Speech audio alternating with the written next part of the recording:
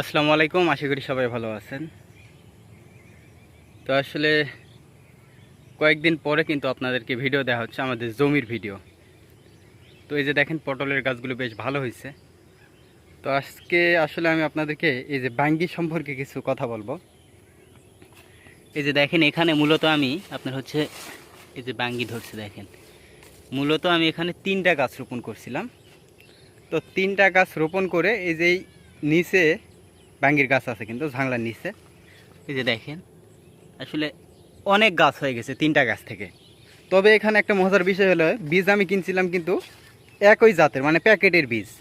কিন্তু বাঙ্গি রোপণের পরে আপনার জাত হয়ে গেছে 3 জাতের গাছ হয়েছে। একটা গোল, একটা লম্বা, আর একটা দেখা গেল যে আপনার হচ্ছে মাঝারি গোল। এটা কয়েকদিন আগে ধরছে, এই যে দেখেন কয়েকদিন আগে কিন্তু এই বাঙ্গিটা ধরছে। তো আসলে এত পরিমাণে বাঙ্গি হলো এখানে, তো বাঙ্গি মানে খাওয়া যাচ্ছে না। আমি আপনার হচ্ছে আমার বাড়ির আশেপাশে যারা আছে সবাইকে বাঙ্গি দিলাম, অথচ বাঙ্গি কিন্তু বাজারে বেশ ভালো দামে বিক্রি হচ্ছে। এই যে এই বাঙ্গিটা দেখেন, এই যে এটা একটু টেরা বেঁকা হয়েছে। তো যাই হোক, এই বাঙ্গিটা বাজারে 20 টাকা দাম। এই যে এটা 20 টাকা 30 টাকা এইটুকু। আর যে বড় বাঙ্গিগুলো আছে এগুলো কিন্তু আসলে 50 টাকা 60 টাকা। তো আমি একটা বাঙ্গিও বিক্রি করিনি, আশেপাশে বাড়ি যাদের তাদেরকে দিলাম। আবার আমার এই যে জমি, মানে জমির যে মালিক, এই জমি কিন্তু আমাদের না, এটা কিন্তু আমরা লিজ নিছি। তো সেই জমির মালিককে দিলাম। তো আসলে এইভাবে আর আমি খাচ্ছি। এখন একটা বিষয় আমি যেটা লক্ষ্য করলাম, যে এই বাঙ্গি খাওয়ার চাইতে না খাওয়াই ভালো। আমার খাওয়ার চাইতে খরচই বেশি হচ্ছে। এই যে এটা আবার গোলজাত, হ্যাঁ এটা আবার গোলজাত। এই জন্য বলতেছি, আমি এই বাঙ্গি খেতে গিয়ে কিন্তু আমার এতদিন পর্যন্ত 3 কেজি গুড় কিনতে হয়েছে। এই জিনিস কিন্তু আপনি গুড় ছাড়া কোনোভাবে খেতে পারবেন না। এই জিনিস খেতে গিয়ে আমার এই যে বাঙ্গিটা কিন্তু বাজারে 60 টাকা বিক্রি হবে। এটা ফার্স্টে কিন্তু আমি একটা কিনছিলামও, বাজার থেকে কিনছিলাম, যখন আমার বাঙ্গি ছিল না, ছিল কিন্তু পাকতে একটু লেট হবে এরকম বিষয় ছিল। তো আমি ওই কেনার মোটামুটি কয়েকদিন পরে আবার আমার বাঙ্গি পাকছিল। তো 3 কেজি গুড়ের দাম কিন্তু 360 টাকা, 120 টাকা কেজি গুড়। তো আসলে এটা এমন একটা জিনিস, এটা হচ্ছে এমন একটা জিনিস যেটা আপনি গুড় ছাড়া খেতেই পারবেন না। মানে এটাকে হচ্ছে ইনভেস্ট করে খেতে হবে।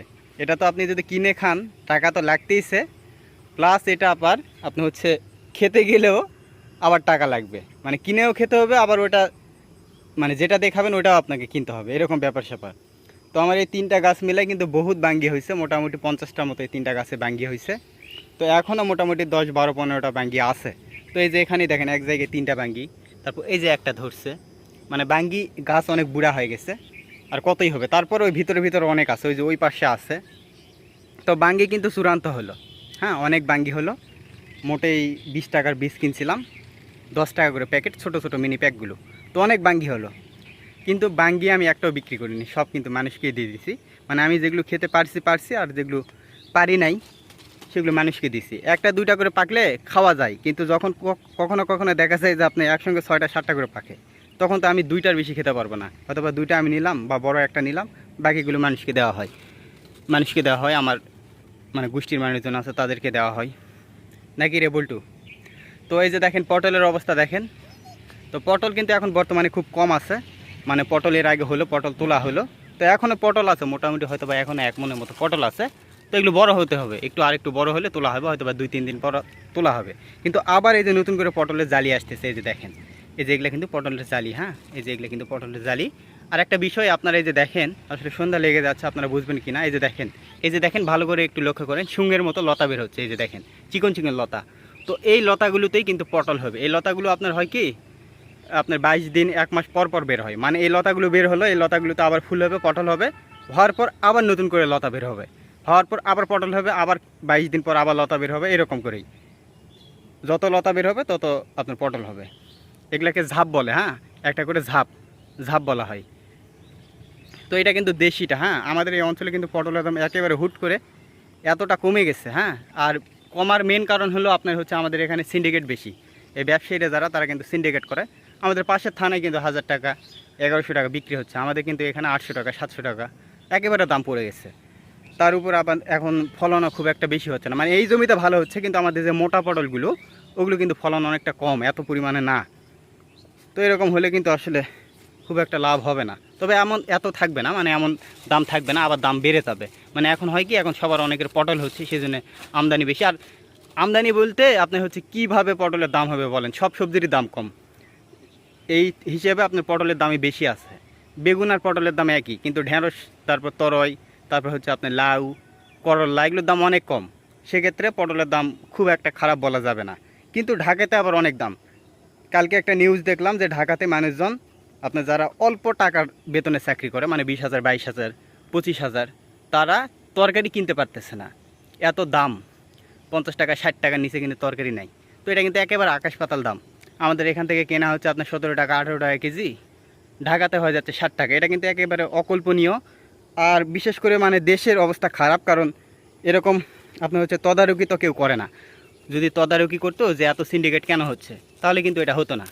যেমন ধরেন এখানে 18 টাকা কেনা হলো, খরচ বরচ তো অবশ্যই আছে, 5 টাকা কেজিতে আপনি খরচ ধরেন, সেক্ষেত্রে ঢাকাতে যায় 30 টাকা হোক, কিন্তু সেটাও না, আপনার ঢাকাতে যায় 60 টাকা হয়ে যাচ্ছে। এটা কিন্তু একেবারে অকল্পনীয়। মানে এখানে দুই পক্ষই ঠকতেছে।